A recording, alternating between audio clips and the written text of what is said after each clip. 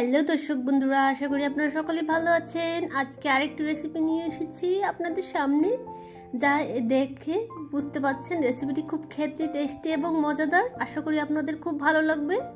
আর এটি খুব বানানো সহজ, আপনারা খুব সহজে এটি ঘরে বানিয়ে ফেলতে পারেন।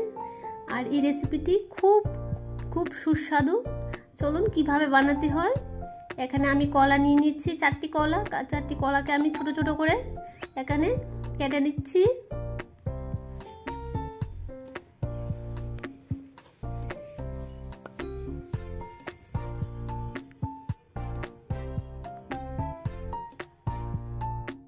ছোট করে কেটে নিচ্ছি, কারণ এটি গ্রাইন্ড করতে সুবিধা হবে, তার জন্য এখানে আমি কেটে নিচ্ছি। এখন মিক্সি জারে দিয়ে নেব কলাগুলোকে।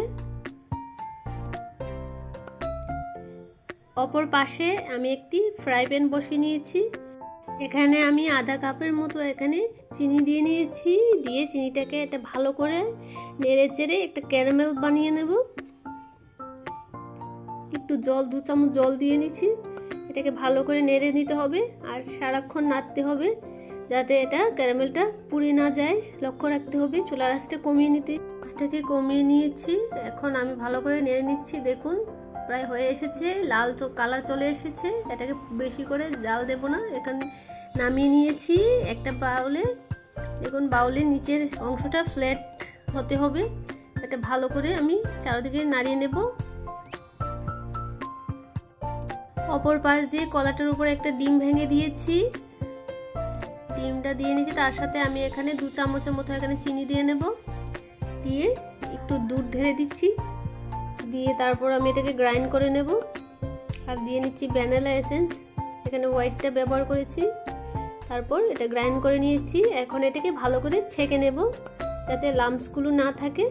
ভালো করে চামচ দিয়ে নাড়তে হবে, নেড়ে তারপর ছেঁকে নিচ্ছি। তারপর এটার বাটিটার উপর দিয়ে নেব।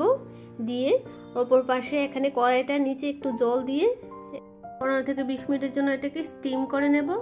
দেখুন কীরকম হয়েছে।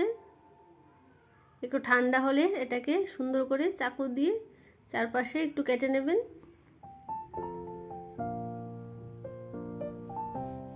একটা প্লেট নিয়ে নেব।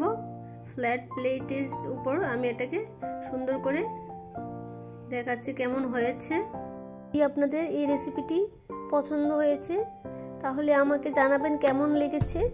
আশা করি আপনাদের খুব ভালো লাগবে। আর রেসিপিটি খুব সহজ একটি রেসিপি, যা আপনারা সহজে বানিয়ে নিতে পারেন।